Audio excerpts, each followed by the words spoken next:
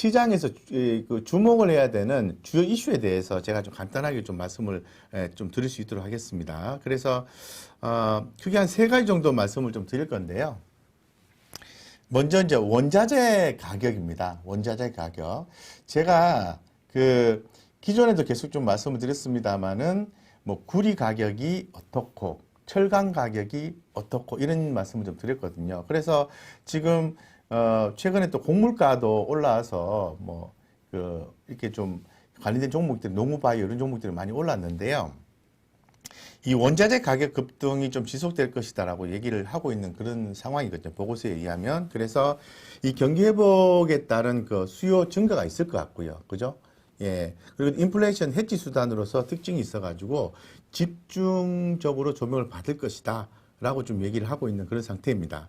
예, 그렇기 때문에, 현재 지금 그 원자재 관련된 종목들을 좀 보실 필요성이 있어요. 자, 먼저 제가 지금 코스피 쪽에 철강 금속 쪽에 지표를 좀 열어놨는데요. 보시는 것처럼 길게 볼까요? 이렇게 보시면 어떨까요? 예, 일간상 차트인데요. 이게 지금 작년 3월부터 올랐다가 빠졌다가, 올랐다가 빠졌다가, 올랐다가 살짝 빠졌다가, 올랐다가 좀 살짝 빠진 상태예요. 큰 그림으로 봤을 때는 상승을 하고 있습니다. 예, 상승을 하고 있습니다.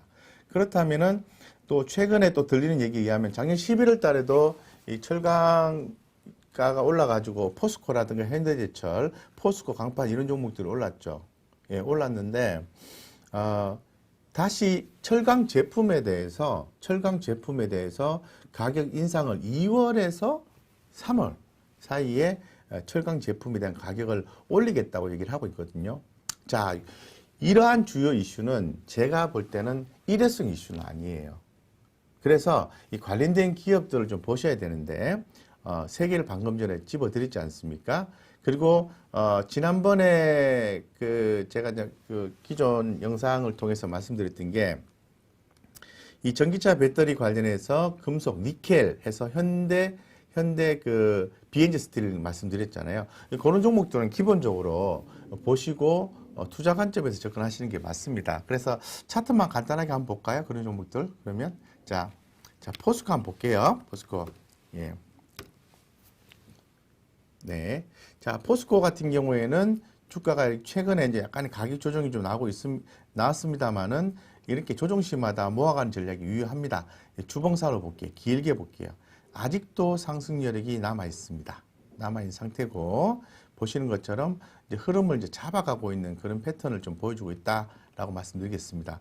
더 빠질지 올라갈지 어찌하노 이렇게 생각을 하시잖아요. 예, 한번 컨센서스 간단하게 볼게요. 아무래도 시장에서 어떤 의견을 갖고 있는지를 봐야 되겠죠. 현재 가격이 27만 2천 원이에요. 27만 2천 원. 그죠? 보이시죠? 표시를 해드릴까요? 네. 27만 2천 원입니다. 예. 그런데 지금 시장에서의 컨센서스를 보면은 이 지금 최고 목표가는 38만 원까지 얘기를 하고 있습니다. 38만 원. 자, 볼까요? 예, 맞죠? 38만 원. 그래서 18개의 조사 분석 기관의 평균을 내보니까 34만 천 원까지 나오니까 포스코는 시장에서 보는 관점 하에서는 상승 여력이, 상방 여력이 남아있다라는 거예요. 남아있기 때문에 이 포스코는 주목하셔도 된다. 빠질 때마다 분할해서 모아야 된다. 왜냐하면 원자재 가격 급등이라든가 또 철강 제품의 가격 인상 이런 이슈가 있기 때문에 그렇습니다. 그래서 지금 두 번째 종목을 한번 볼까요? 관련된 종목. 자, 현대제철 보겠습니다. 예, 현대제철. 예. 네. 자, 현대제철. 뭐 기존에도 뭐 말씀을 현대차 그룹 관련해서 기존에도 말씀을 좀 드린 바가 있는데 꾸준히 올라가지고 있어요. 오늘 뭐 전일 대비해서 무려 1.32%나 올랐네요. 네. 요즘 뭐 1% 오르면은 별로 안 오른 건데 이렇게 말씀 생각하실 수 있는데요. 전일 대비해서 오르면 많이 오른 건 무조건 크게 올랐다고 생각하시면 좋을 것 같습니다. 그래서 이제 현대제철 같은 경우에도 꾸준히 좀 주가가 좀 상승해주는 모습을 좀 보여주고 있고, 주봉으로 볼게요. 주봉으로. 자, 이렇게 보시면 어떤가요? 네. 그렇게 부담스러운, 그러한 가격대는 아직은 아니다라고 볼 수 있을 것 같아요. 그래서 주가야 한번 이렇게 올랐다가 또 떨어졌다가 올랐다가 떨어졌다가 이렇게 누르면서 가는 게 당연한 거 아니겠습니까? 에너지 축적하면서 이렇게 가는 거죠, 주식이라는 게. 예, 그렇기 때문에 현대제철 그러면은 시장에서 얘기하는 개념 하에서 상방 여력이 있느냐? 자, 보고 넘어가겠습니다. 46,000원. 46,000원이 현재 가격입니다. 기억해 주시고요. 자, 보겠습니다. 컨센서스 한번 보겠습니다. 현대제철입니다. 예, 뭐 철강 가격 상승으로 인해서 분기 실적 개선 전망이 나온다고 쭉 나와 있는데, 자, 지금 적정 주가 46,000원. 예, 18개의 조사 분석 기관에서 뭐 33,000원부터 59,000원까지 59,000원까지 목표가를 얘기를 하고 있는 그런 상황입니다. 자, 그럼 평균치 정도는 왔죠. 근데 목표가는 최상단은 59,000원인데 뭐 제가 볼 때는 참고를 하는 거거든요. 목표가 상향 조정이 나올 가능성이 충분히 있다고 말씀드리겠습니다. 그래서 지금 현대제철 같은 경우에도 상승 여력이 있다라고 좀 말씀을 드리고 싶은 거고요. 자, 그 다음에 보면은 우리가 이제 풍산이죠. 예, 구리 가격 올라가는 거죠. 구리 가격 올라가면은 풍산을 봐야 되겠죠. 이걸 간단하게 차트 보겠습니다. 아주 조용하게 잘 가고 있습니다. 네, 이런 종목 사놓고 기다리면은 아주 좋은 성과를 볼 수 있고요. 주가가 좀 이렇게 강하지 않을 때 서서히 모아가는 전략이면은 큰 부담이 없어요. 그래서 이 풍산 같은 경우에도 목표가를 간단하게 보면 지금 최고한 39,000원까지 얘기를 좀 하고 있는 그런 상황입니다. 39,000원까지. 예, 그런데 평균 정도의 적정가는 36,000원대 정도 되니까 한 20% 이상 남아 있는 거죠, 최소한. 그런 관점에서 보시면 좋을 것 같습니다.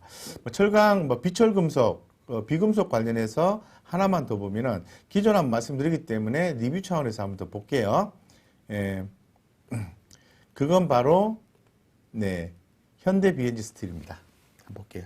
제가 말씀드린 이후에 이 정도 되면 또 살 때 됐는데 이렇게 말씀을 좀 드린 적도 있었는데 한번 볼게요. 네, 오늘 올랐습니다. 오늘 올랐네, 그죠? 자, 제 말이 맞죠? 여기 보시면은 이렇게 올라갈 때 따라잡는 게 아니고 최근의 저점과 최근의 고점을 이렇게 표시를 해놓고 대략 한 중간 정도까지 빠지면은 공략을 하는 게 좋을 것 같다고 말씀드렸는데 역시 수급이 좀 들어와주고 있습니다. 그래서 이런 종목들도 가격도 싸고 추후에 또 이렇게 상당히 그 니켈 관련해서 이런 현대 BNG 스틸이라는 기업도 주목받을 수 있다고 하니 함께 좀 주목하시면 좋을 것 같습니다. 그래서 전반적으로 말씀드렸는데요.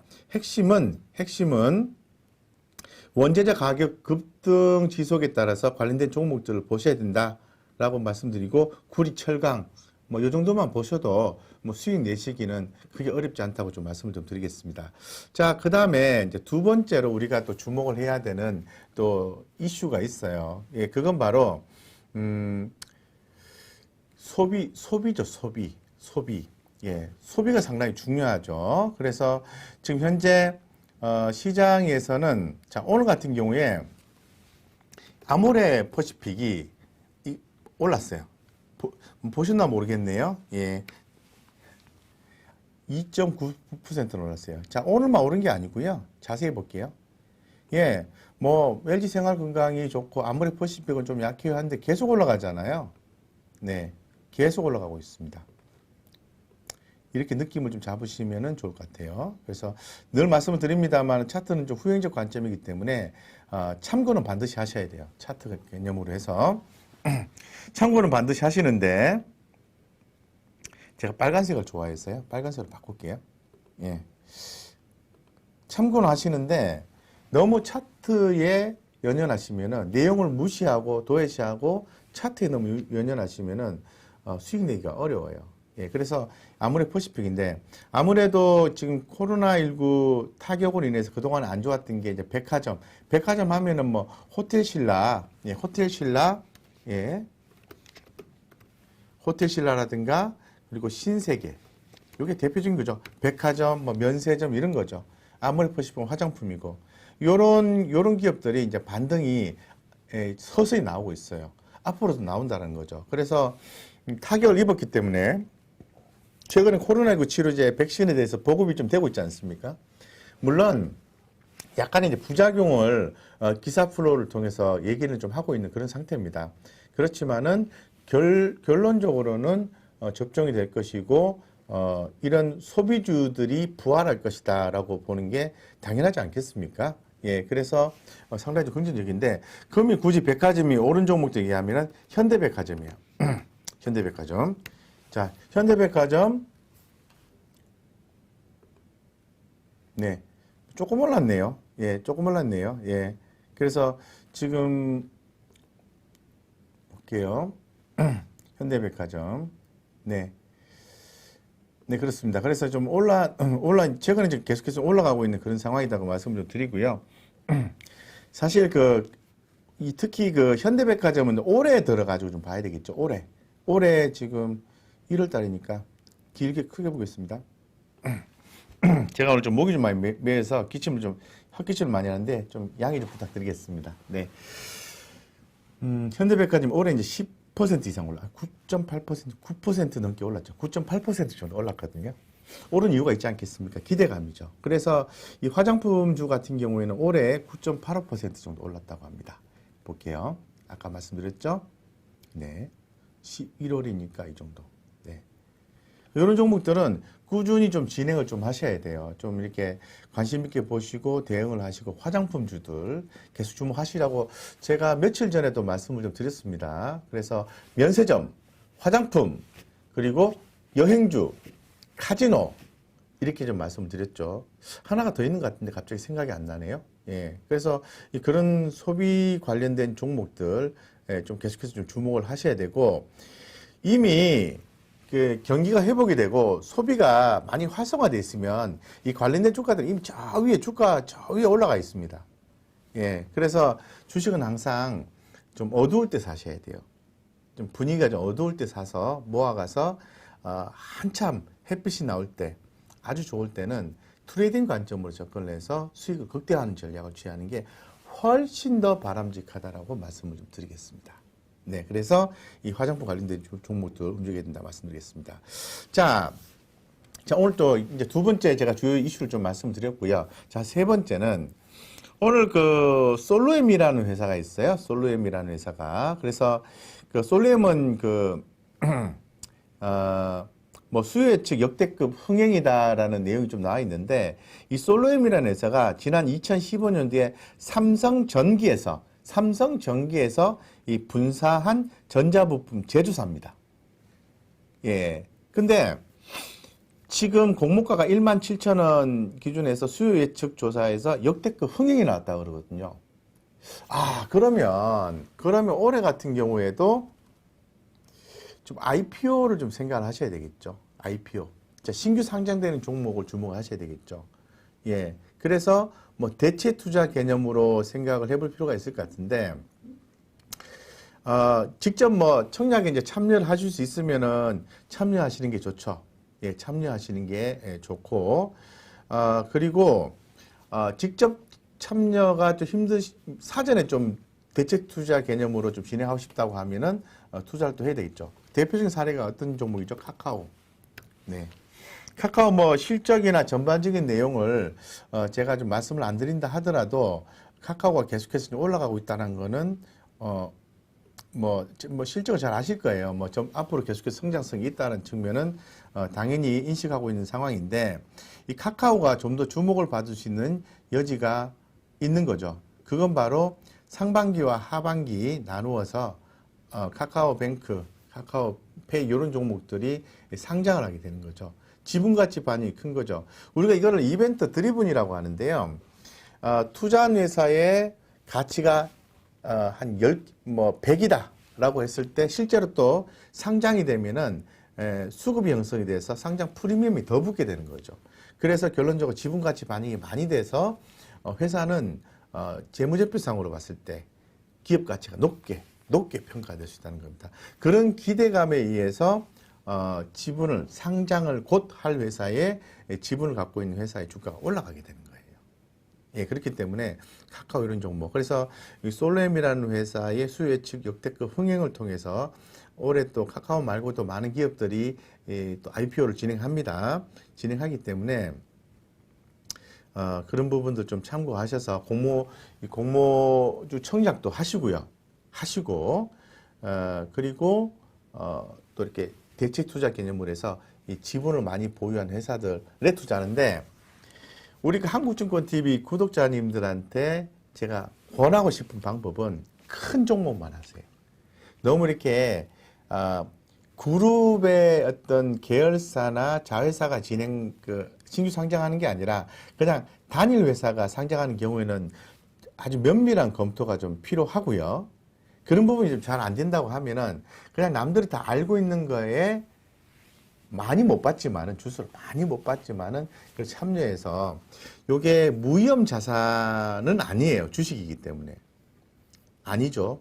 아닌데 그래도 재무적 안정성이 탄탄한 그룹사를 뒷배라고 있는 계열사나 자회사가 상장이 됐을 때는 거의 무위험 자산이나 마찬가지로 취급이 된다는 거죠.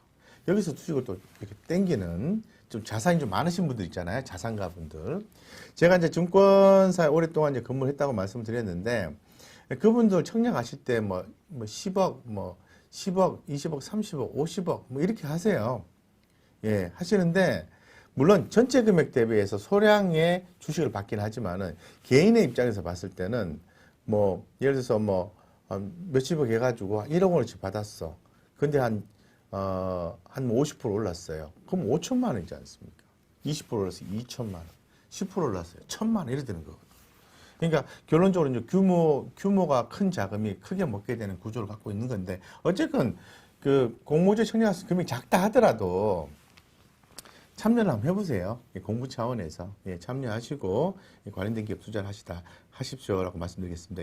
이처럼 제가 이제 화요일 빼놓고 월, 수, 목, 금 이렇게 저녁마다 말씀드리잖아요. 그러니까 거의 매일 좀 말씀드리다 보니까 그날에 이제 이슈만 가지고 좀 말씀을 좀 드리겠습니다. 그럴 수밖에 없는 것 같고요. 그래서 원자재 가격 급등 지속에 따라서 비금속 관련된 기업이라든가 철강 관련된 기업들 그래서 포스코, 현대제철, 포스코 강판. 자, 포스코 강판 같은 경우에는 컬러 강판이에요. 또 항균 강판이에요. 예. 그래서 또 불연 강판이에요. 그래서 앞으로 이런 어떤 특수 철판이 많이 소요가 된다고 하니까 포스코 강판도 함께 보시면 좋을 것 같습니다. 이렇게 주요 이슈를 한 3가지 꼭지로 해서 한번 살펴봤고요.